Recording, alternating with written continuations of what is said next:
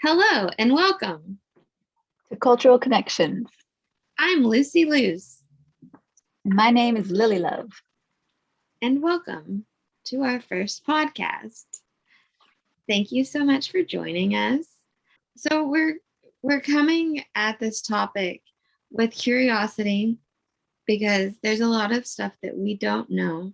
We call this cultural connections because we both are in a place of our life where we're starting to learn more about our own cultural backgrounds and are getting interested in connecting back into that. But then also, I've been just really interested in learning about just other cultures in general. So, though I would like to learn more about my personal background and my personal cultures and traditions and things like that, I'd also like to eventually learn more about other cultures that I might not even know about right now. I'm hoping that this will bring a community because I think that a lot of American people have the same kind of like desire that we do of wanting to understand where we came from. Basically, you're trying to say you do feel a sense that America really wants to know about their own cultures because we do all come from different backgrounds. We're not just American. In fact, we're not even real Americans. The Native Americans are the originals. So I do understand that sense of loss or feeling lost when it comes to who we are and where our roots come from. Yes, exactly. We're going to be talking about subjects that we don't fully understand yet. And so I want the listeners to know that we are coming as allies with respect. And I hope that if we say something wrong, that people will also come back to us with respect and know that we are trying to do this in a loving way. Because I just feel like there's so much cancel culture and stuff that like it seems like you say the wrong thing and then you're over before you even begin. Yeah.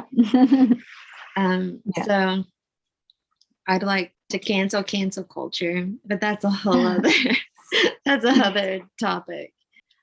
I hope that the message that we're sending out will find the ears who need to hear it and open the hearts of those who don't yet understand. That's a good intention. My full name is Liliana Hernandez, but I go by Lily, and I am originally from the San Fernando Valley, which is a suburb right outside of Los Angeles. My father was born in Jalisco, Guadalajara, which is a city in Western Mexico. And as for my mother, she was born in Los Angeles, California. My father came to America when he was about 5, 6 years old. And naturally, when Mexicans immigrate to America, they are taught to be as American as possible. Though he is fluent in Spanish, he didn't teach any of his 6 children Spanish. He claims it was because we didn't want to learn, but I distinctively remember him never putting in effort to teach us. I believe it stems from how he was treated as a child in school for being quote unquote different and didn't want us to experience that same kind of discrimination. I remember as a child in school when someone would ask me my ethnicity, I proudly responded Mexican. However, I was always met with comebacks of, you don't look Mexican, or you look like a white girl. Though I had the long, dark hair, my complexion was fair, and my eyes were green, I never understood how someone else was able to tell me what I was and wasn't. This is the American culture. My background is much different than yours. My name is Lucy. I was named after my dad, so my real name is Rusty Brown. And I've just last night decided that I'm going to take back, rusty brown. I didn't like having a boy's name. So I decided 15 years ago to start going by Lucy. I was born in Little Rock, Arkansas, but grew up in a small town called East End. That's actually a community. It's not even a city or anything. My dad is from Manford, Oklahoma.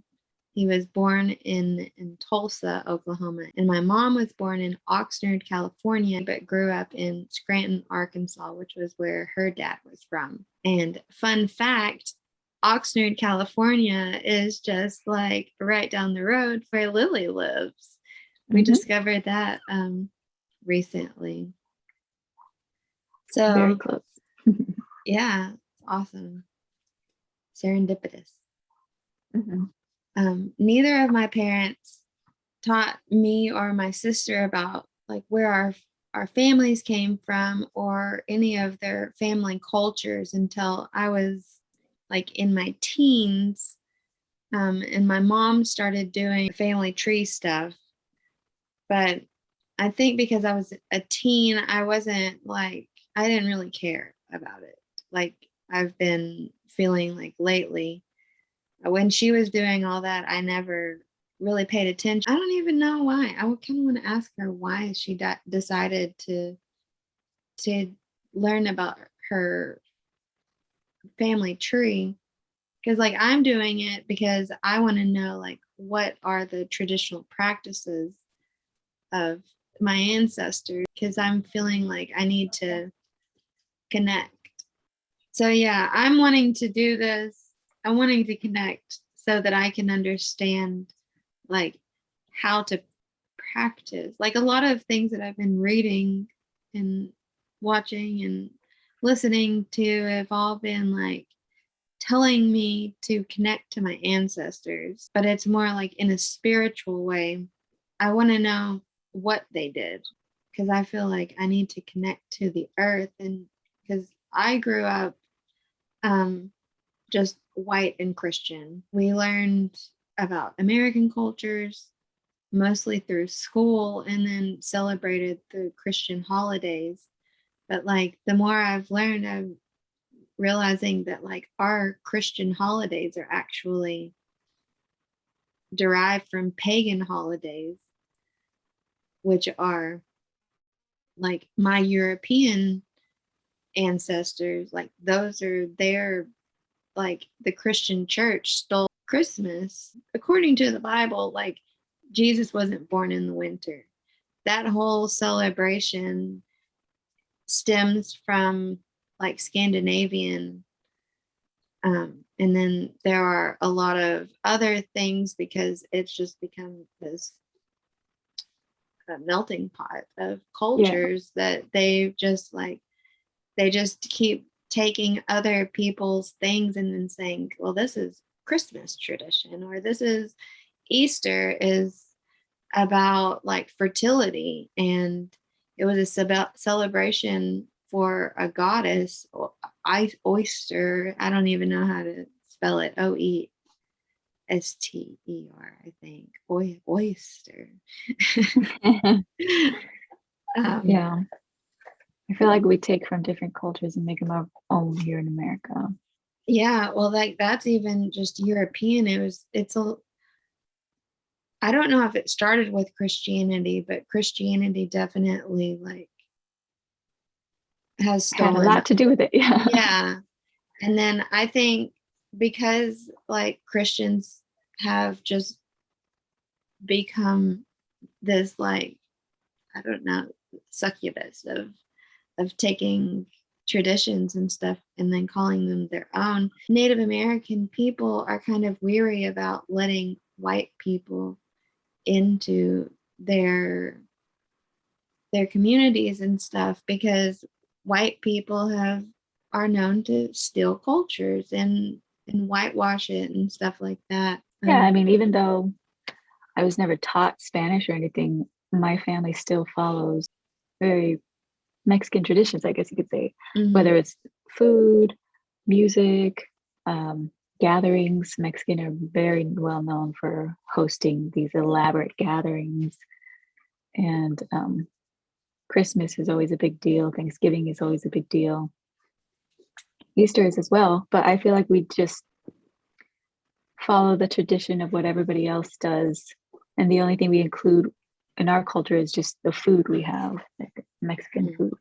But same thing, like I always wonder, like what other traditions out there we have. Like we have quinceañeras, or when a girl becomes a woman at the age of 15, which I don't think is makes you a woman until you're 18 at least.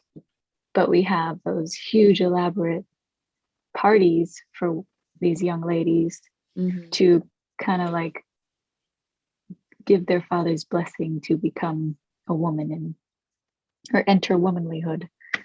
But as far as like traditions go, I wonder what our traditions are. Like Cinco de Mayo isn't really a Mexican tradition. What really is Day of the Dead. I would feel Dia de los Muertos is probably one of the most authentic traditions that we celebrate in my family. And now it's becoming this huge thing now in America. Yeah, I feel like just in the past like 10 years, I don't think I heard about Dia de los Muertos like before like 10 years ago, even here in the US. Like it was just Halloween and then it was over. That's interesting that you celebrate, but you're celebrating like American traditions, but just with as a Mexican family. Yeah, incorporating our food and then, mariachi music is a very big thing in our family. Every birthday party, there has to be like a whole mariachi band playing. Do you have family members that are mariachi bands, or do you hire mariachi? Well, I wish we had family members as mariachi band, but unfortunately, we do hire them. I think that is kind of how a lot of American people celebrate holidays is just, I mean, they bring their own traditional foods.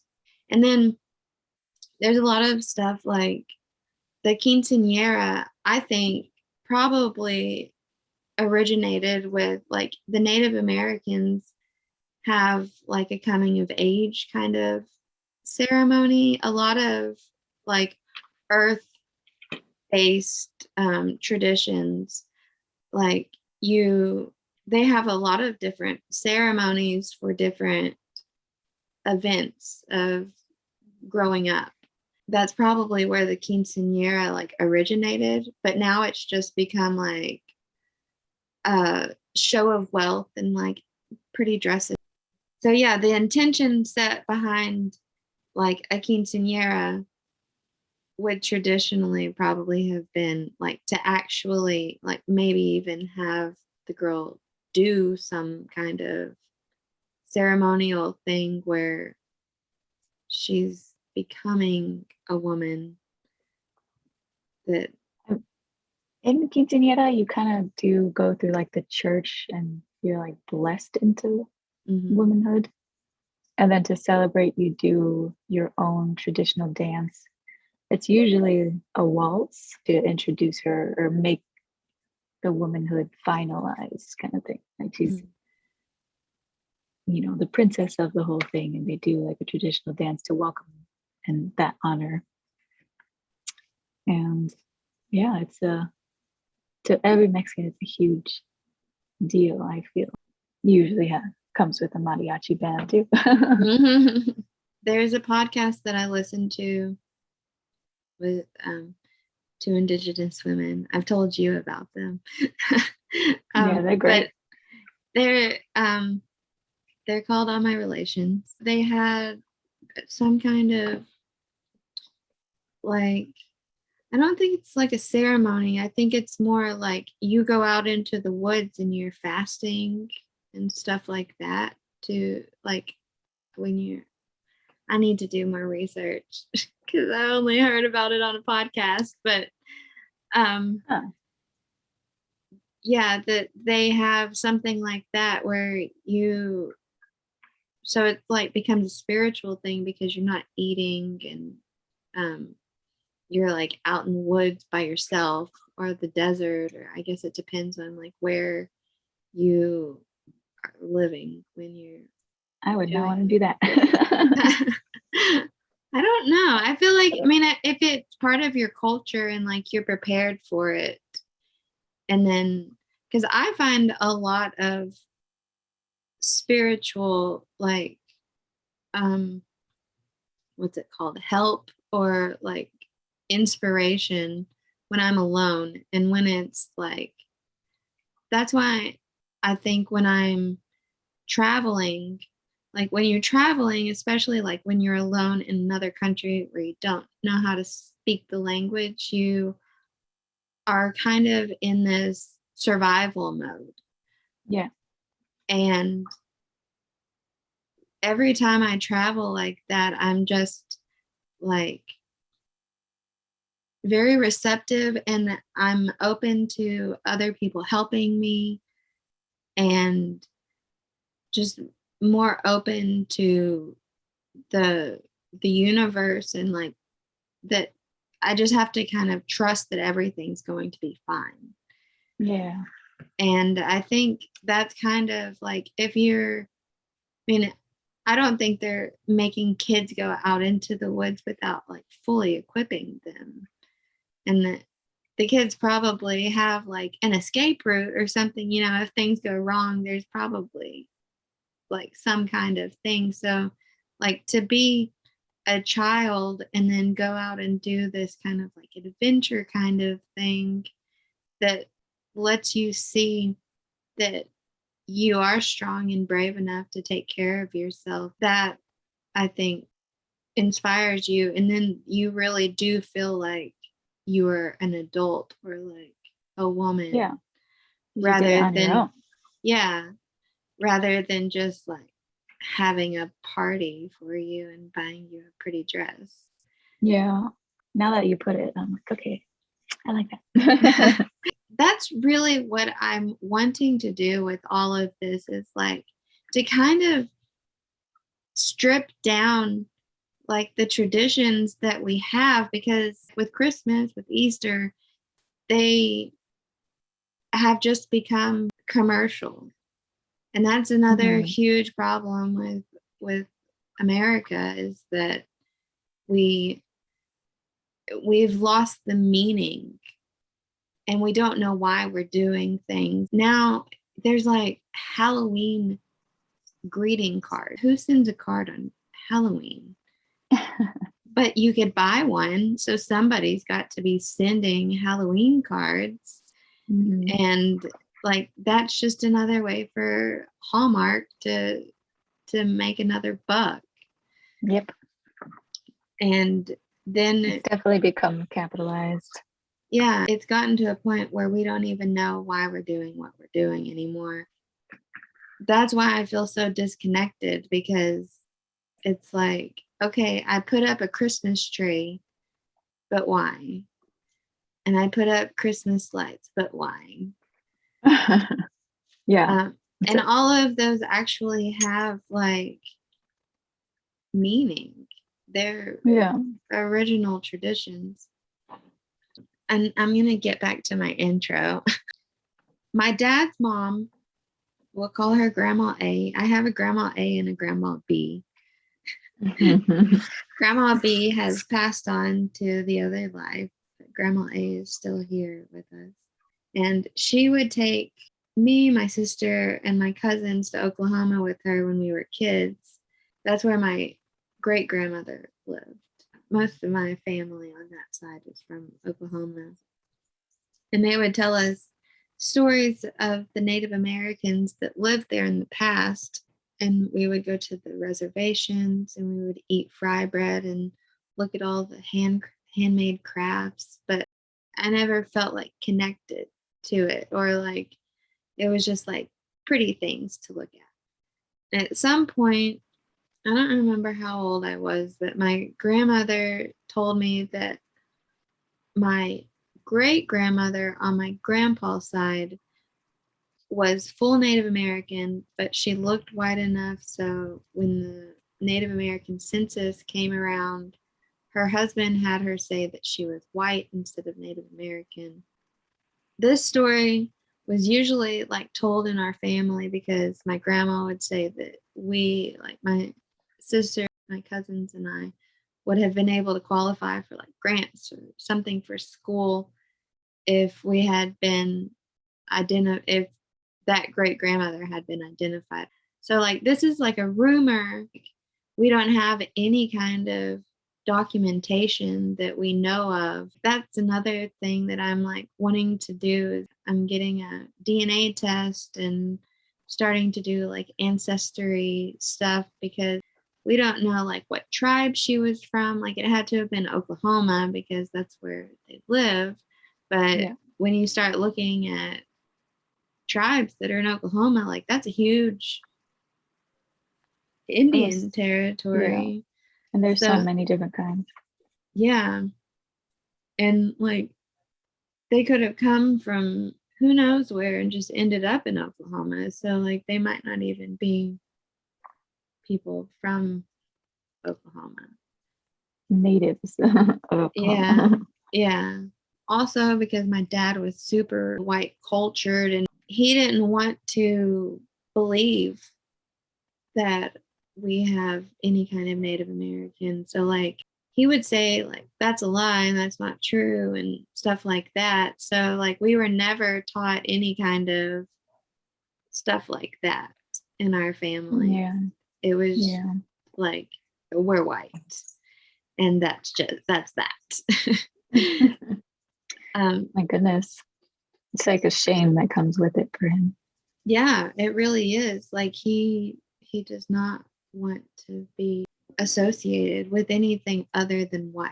Even And that's though not good because I'm sure he's not, nobody is just white, you know. They're definitely a no, mix of something. yeah.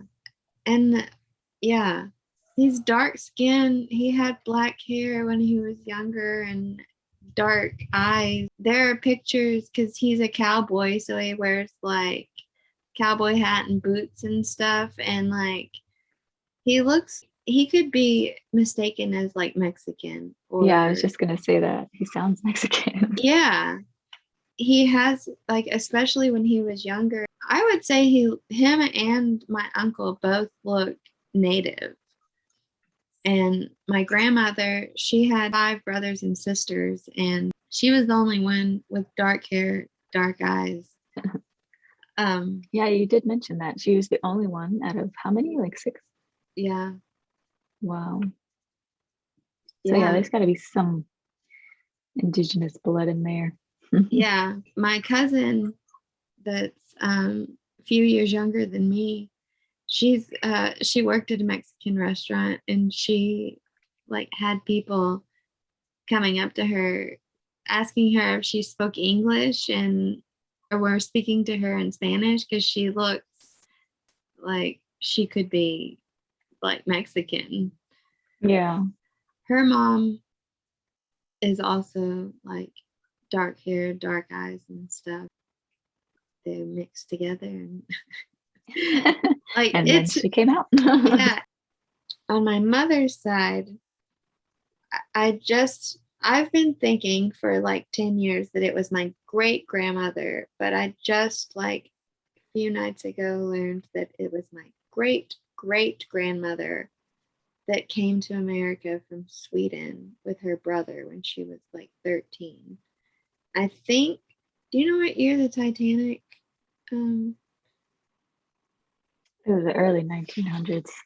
yeah, I'm thinking that it was like somewhere around that time. 1912, where she immigrated over. Yeah. And they settled in Minnesota, and that's where my grandmother lived until she was older and moved away. And that's where you have your family reunion. Yeah, we haven't had a family reunion since I think 2015 or 2016. Is I don't know, just a lot of the older generation that used to put on the reunions have passed away, and so like a lot of the younger generations, like I don't know, I think Don't keep up with it. yeah, we have family. They now most of them live in Michigan, not Minnesota, and then we also have family in Arizona that like I haven't. It's been since I was like a child that I've seen that family. Do you know where in Arizona? I think somewhere near Phoenix. Mm. But yeah, we're not really close to that side of the family. Mm. And which side is that? Your mom's side? Yeah, mom's side. Mm. Yeah, it's weird because my grandmother, she moved here to Arkansas because this is where my grandfather lived. We don't, like my mom's side, it almost feels like we don't have family because the family that we do have lives so far away. So like for holidays and things here in Arkansas, it's me, my sister, my mom, my aunt, and then she has 2 sons. And that's like all of the family on my mom's side. Really? Yeah. So small. It is. Yeah. And then like on my dad's side, he's got a brother and then 2 step brothers. And then they've got a ton of kids. So that family is a lot bigger. But do you spend time with them? Not a whole lot. Like my cousins that are around my age kind of live far away. So it's really only holidays and stuff. And I go and see my grandma every once in a while. That side of the family also is just not the kind of people I like to hang out with a lot. Yeah, I totally get that. A lot of Hispanic families, there's a lot of toxicity within the family because there's so many family secrets or generational trauma that they tend to pass on to their children. Mm. So I get not wanting to hang out with certain family. And also, I wanted to point out the synchronicities. My mom too has family in Arizona. It's such a small world too. So we're already sisters. Sisters, yeah. Exactly. I had all this stuff about the Swedish grandma I didn't talk about. Which is the great grandmother. Her name was Huda. I think it's Huda. Oh, shoot. I thought I was going to remember her last name, but now I can't remember it. She married a guy named Robinson, but I don't remember her maiden name. But we don't have any records or anything of like what her parents' names were or where in Sweden they were from. We just have her name and like the year that she came to America. Then she married my great grandfather, Emil Robinson. I think because they came to America and probably the time that they were in, like they just had to become like part of the culture. And that's another thing is a lot of people have to like strip their cultures, or in the past at least, because you didn't want to be discriminated against. Yeah. And to be seen as like different or the other. So you would just like do American things. Yeah. Yeah. And so nobody was taught Swedish. I think my great grandmother, she would tell us some stories in Swedish, but it was like rhymes and things that like I think she learned like as a kid and just remembered. I don't think that she may have grown up kind of like speaking Swedish to her mom, but she didn't pass that on to like her children. I know that I think it was the 60s, maybe the 70s, my great grandmother, the one that was born here in America, she and her husband, my great grandfather, had gone to Sweden to uh, see if they could find any of our relatives that might still live there. But because it was the 60s or 70s, there was no internet, everything was in Swedish. So they probably had trouble, like, even going through records and stuff. And, like, Yeah. just in the little time that I've been looking up stuff, there are records, and it's like in handwriting, like in cursive handwriting, and it's like, how do you read this? Mm-hmm. And like some of those Native American census, like, I think if you get like an ancestry.com or something like that account, they might have it like typed out. But if you want to look at that stuff for free, a lot of it is, you can't search it, and you just have to like read this like really old, like swirly cursive stuff to like find. So I couldn't even like imagine trying to look at stuff in Swedish, because I'm sure that stuff's all in like handwriting, because that was before computers. Yeah, definitely. And everybody wrote cursive back in the day. Yeah. So they ended up not being able to find any relatives on that trip, but they did get to go to Sweden. Yeah. You gotta look at the bright side. Yeah. And so, yeah, because of that, I just never grew up like really connecting to my Swedish background either. Like the most Swedish thing that we would do is go to IKEA and like Get Swedish meatballs. yeah, and some lingonberry jam or something. So yeah, like very Americanized Swedish stuff.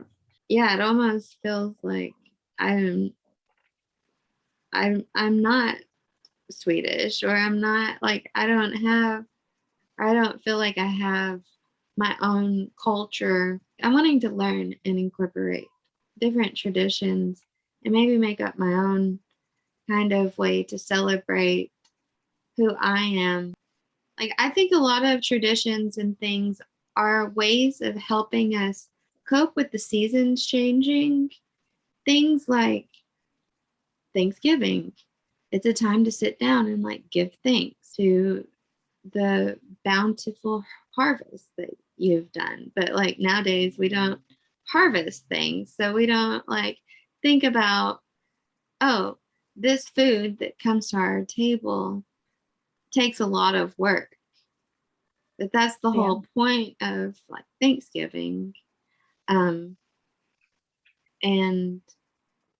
yeah, like Christmas, I think the main thing about Christmas is how dark it gets, and it's all about lighting up your internal world and finding like making lots of cakes and drinking hot cocoa and finding like these things that help you stay happy and upbeat when it's dark and it can be a lonely time. So I think that's why there are so many holidays.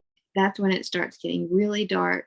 So it's like everybody just wants to be with other people. And so you just have all these social things to like force you to stay healthy.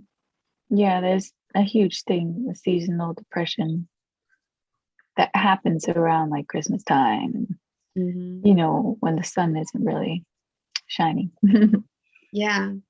I had told you that last year that's when I first started like thinking I wanted to connect more to my Swedish roots. And I had heard about hygge It's spelled Hygge. It's actually like a Danish concept, but that really helped me to, it basically means like cozy or, so it's like, Comfort, right? yeah. So it's like sitting by the window, wrapped up in a cozy blanket while drinking hot cocoa, or reading a book in front of a fireplace while it's snowing outside. And yeah, that's really helped me, just like connecting to that and finding ways to like practice that helps me to like deal with my seasonal uh, depression that I get when it's cold, because I hate the cold. Mhm. So like last year, I actually was kind of sad when winter was over. Oh, because you found your comfort. Yeah, I wasn't even really a coffee drinker until like probably last year. But it was like, Really? yeah, I never really liked coffee. Like I liked the flavor, but I never really liked caffeine, I think. I would make a coffee and then I would like read a book or journal or something like that. Mexico, they're very big coffee drinkers. We Really? have a famous coffee drink called coffee de olla. And it's basically like a sweet cinnamon black coffee. You don't put any cream in it. It's perfectly sweetened, and they drink it breakfast, lunch, dinner, snack time, all day long. And I feel like my parents had followed that a lot because I would wake up to the smell of coffee in the morning. So I do enjoy the smell, and it does bring comfort to me somehow. I haven't had it in a while, but when I do have it, I'm not able to at the moment. I want like an authentic cup. How do you pronounce it? Café de olla. Oh yeah. Olla. I should look into the origin, but I know it's made with like, it's made of like this certain thing. It looks like a little cone. It's a very sweet. Oh, like a packed brown sugar. Exactly. They definitely, if you can't get your hands on that triangle block, brown sugar is the next alternative, and cinnamon. Or with our café de olla, we have the traditional pan dulces to go with it. Thank you so much for listening. We're planning on having topics, so we'll do a little research, explore like Mexican culture, Swedish culture, Native American cultures. The Asian cultures, like real actual India, Yeah. even like the Middle Eastern cultures, Palestine, Syria, Lebanon, Yemen, because I feel like they need more attention Right. and respect. Those topics and more we will be discussing in upcoming episodes. So stay tuned. Yeah, if that sounds like something you'd be interested in. We'd also really love to hear from our listeners.